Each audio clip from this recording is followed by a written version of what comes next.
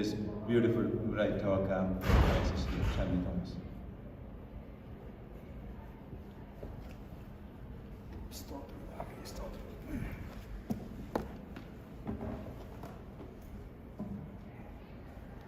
Good morning, everybody. I was given this topic built like Uncle talked. He talked about love. I would be talking more about unity and what unity means as Christians. How can we imply unity in our daily lives, in our church life, in our professional life, how it impacts what we do. So I think I had a beep. It's not working.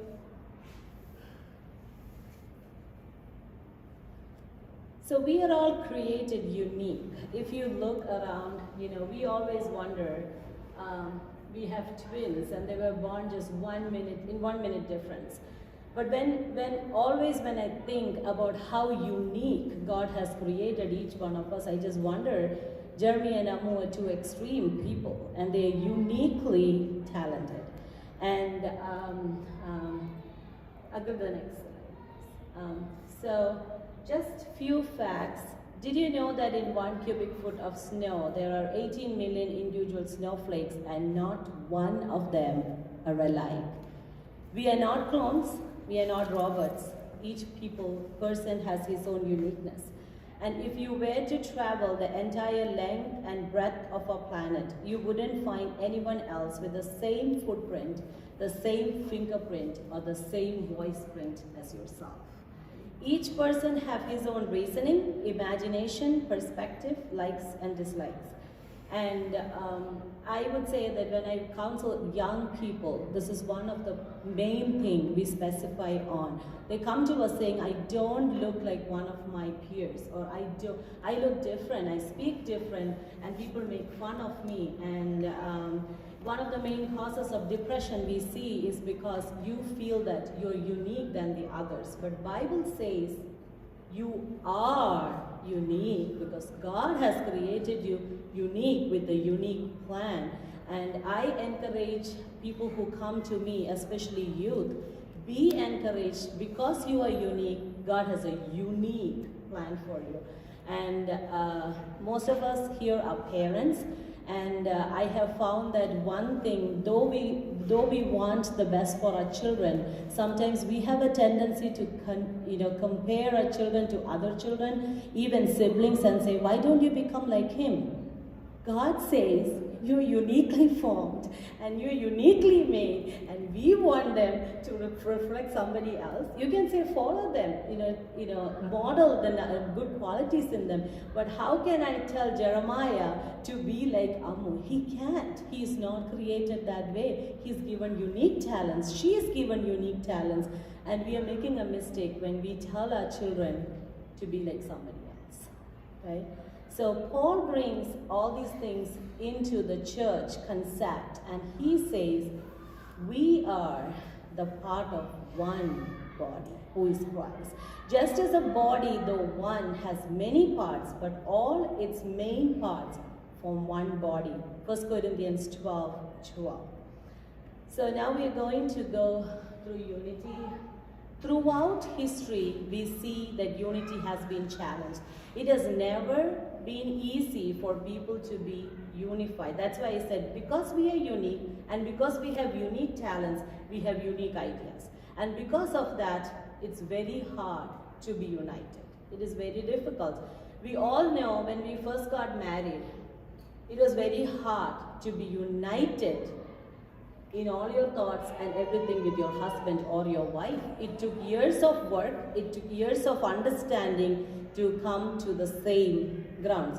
Don't we still have disagreements? We have. Don't we have things which, distract the unity of the family? We do, but we work through it. So the reason I said is that in the history of the Bible also, we see that among the people of God, unity was challenged many times. The first one we see is in Genesis chapter 4, disunity in worship. Caleb and Abel and Cain had two different aspects of worship, and because of that, God was pleased in Abel's worship, and what happened? Cain ended up killing his own brother. He could have learned something from that, but instead of that, the unity was challenged among that. Evil came into the heart of Cain, and he decided to destroy or kill his own brother.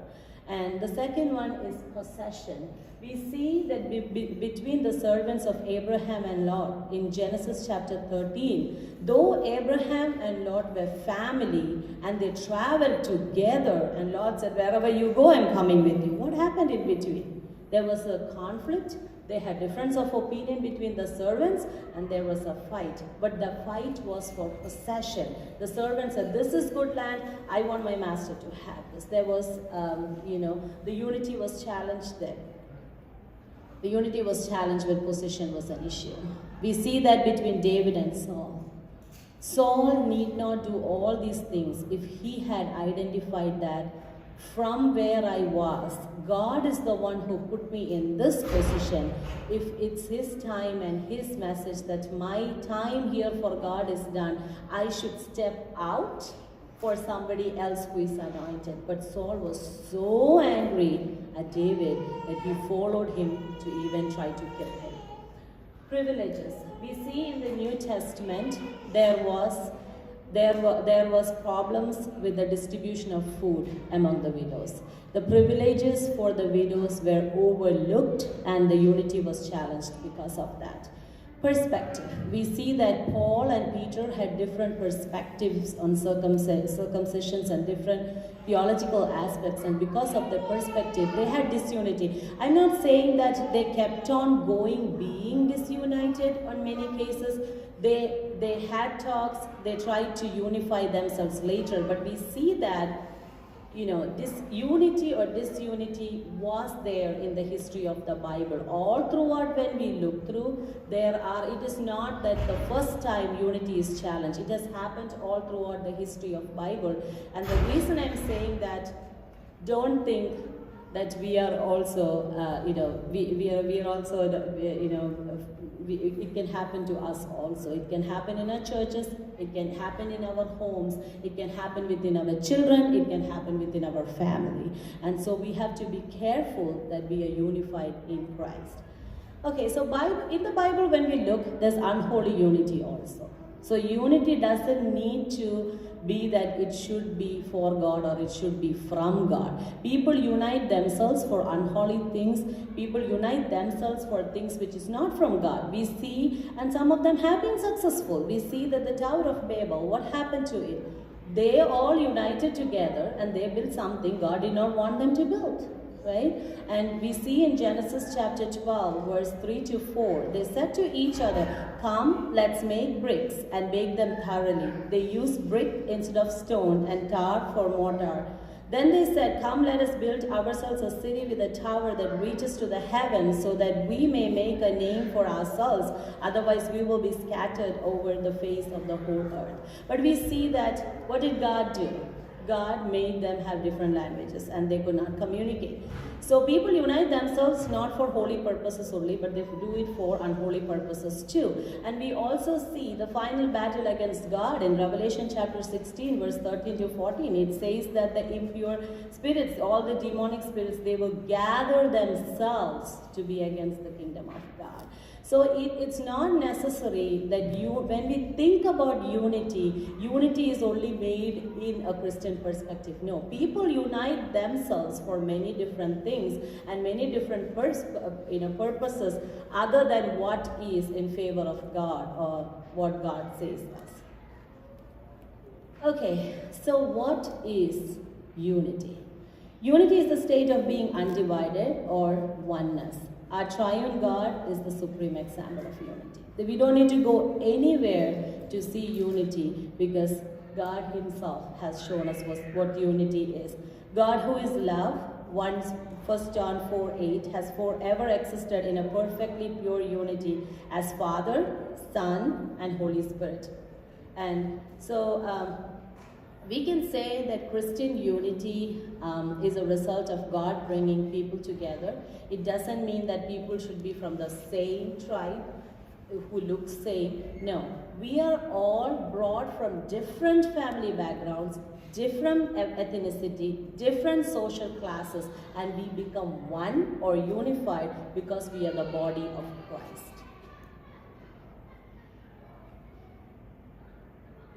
So what is not unity? This is a misconception that unity is a virtue. It's not a virtue.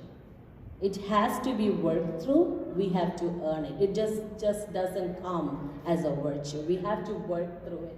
And unity is not uniformity. It doesn't mean that if we are unified means that we all have the same thoughts, we all look different, we all have the same social classes, we all have the same distribution of income. No, that's not how it is. Christian unity or unity in Christ is that we are brought from different places, different people of different perspectives, but we are unified because we love God, we have devoted our life to Jesus, and because of that, in spite of all our upbringing, in spite of all our social class, in spite of our color, creed, previous religious background, we are made one in Christ.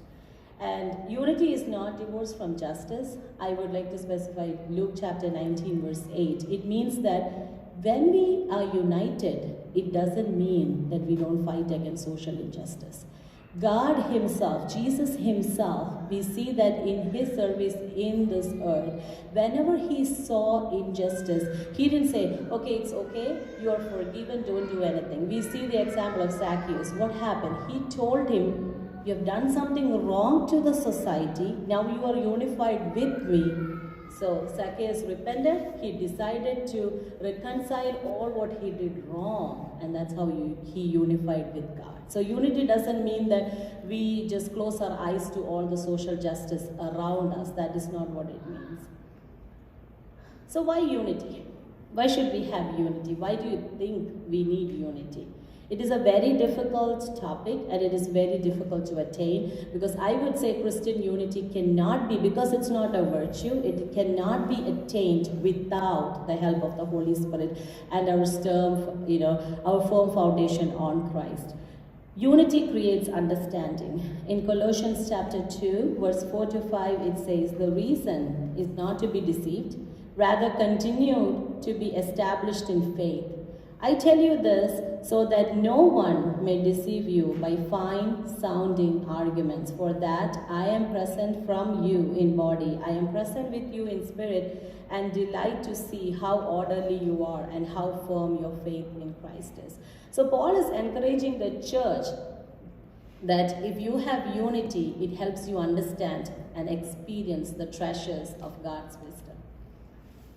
I'm going to go a little fast. I don't want to override the time given to me. And unity helps us to share possessions and burdens. Before I said there was disunity in church because people did not want to share their possessions, right? The widows were not given, proper possessions. And here, in Acts chapter 4, verse 32, it says, all the believers were one in heart and mind. No one claimed that any of their possessions was their own, but they shared everything they had. This is applicable to us also. Not just possessions, I am saying, your burdens. When we are unified in Christ, we should be comfortable that we are able to share our grief, share our burdens to our fellow believers. Maybe not everybody, but at least few of them. That is why we have church. That is why we have fellowship. And that is one of the intention of gathering together as one body in Christ. If we are not comfortable in our church, if I am not comfortable in my church to share my grief, to share my pain to my fellow sister or fellow believer, we have a problem. We have a big time problem. And that is one of the main problems we encounter in counseling, where you come to us saying, my church is not unified and I don't feel safe. I can't tell anything to anybody because they interpret it in a different way. And so they have to come in search of people like us because they cannot open their minds.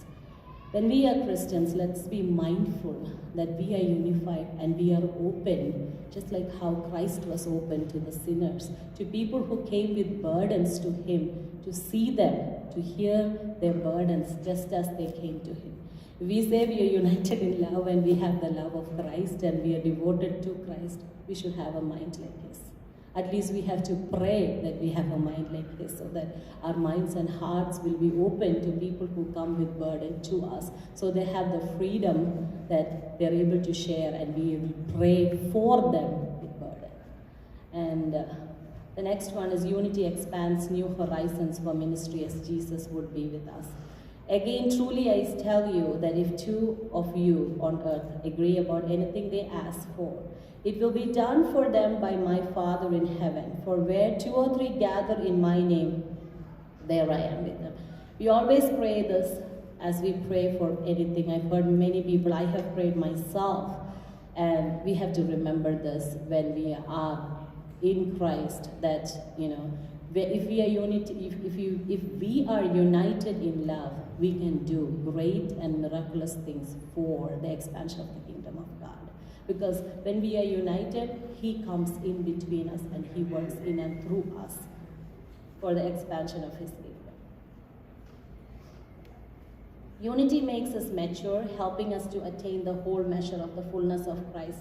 Ephesians chapter 4 verse 11 to 13 says, So Christ Himself gave the apostles, the prophets, the evangelists, the pastors, and the teachers to equip His people for works of service, so that the body of Christ may be built up until we all reach unity in the faith and in the knowledge of the Son of God, and become mature, attaining to the whole measure of the fullness of Christ.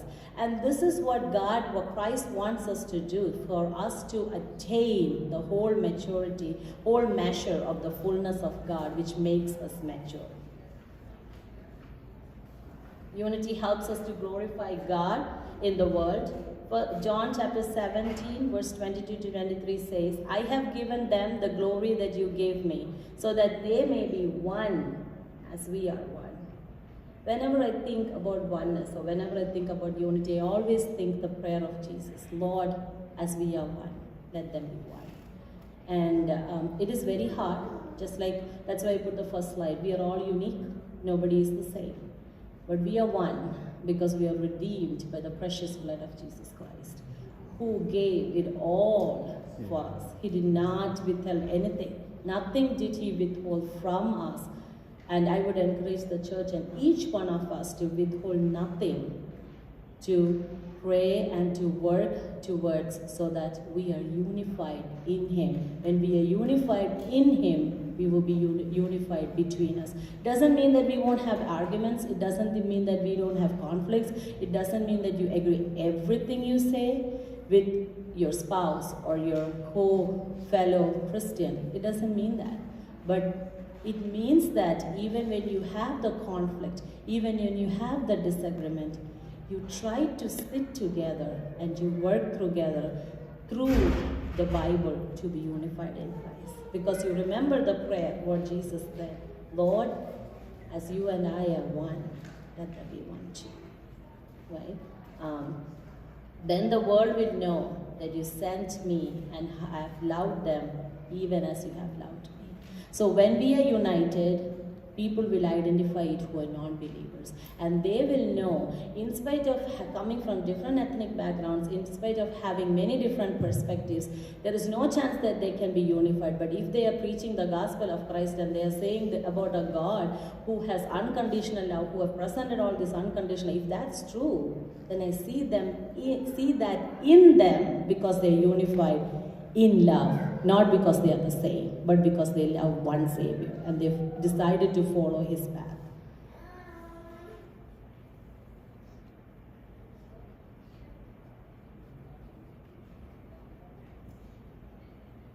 Before I conclude, I'm going to close.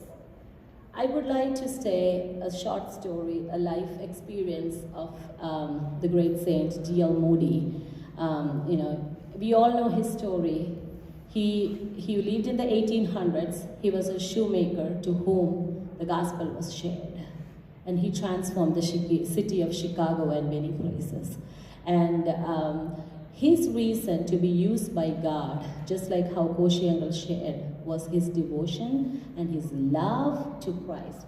And what surprised me as I was preparing this message, I went through our website. I'm an alumni of Moody, and I'm a graduate from Moody, and I work at Moody. So I went through our website and I was reading his life story. And never have I read that, as he was doing ministry for God, the reason he chose his wife is because because of a love and devotion among women, among young women, who were struggling. In 1800s, women did not have much privilege, and she worked among the women, for the improvement of their life standards, to bring them to Christ, and that's how they got married.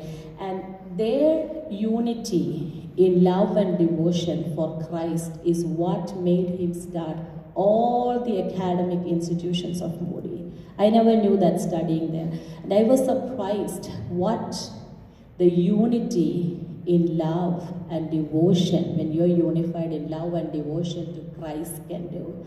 You see now, Moody has his branches in Chicago, we have one in Michigan, and thousands of graduates are going to different parts of the world, be it secular, be it theological, with the gospel of Jesus Christ. And they impact thousands of other people. And I always think we have a clinic in Michigan where we impact a lot of people. We have like about 50-55 clients at a time.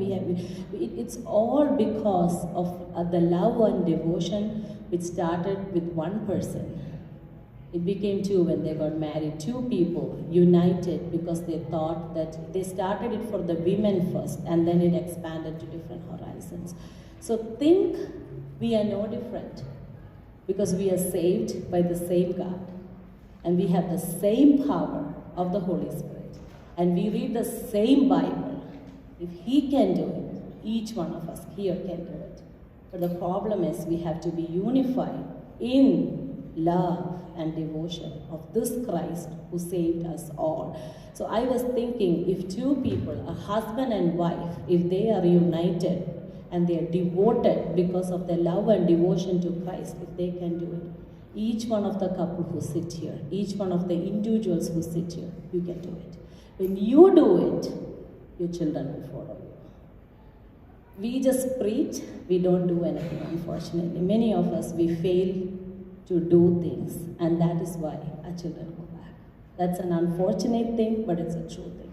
It's not a message just to the church, I'm preaching to myself. So I evaluate myself and ask, Lord, am I fully dedicated to you? Am I united with my husband in love and devotion for you to attain things for the kingdom of God? Not for myself, not for ourselves, but the kingdom of God. When our perspective is changed like that, our children's perspective will change too.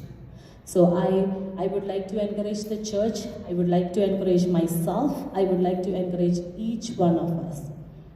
Let us be unified in love and devotion to Christ.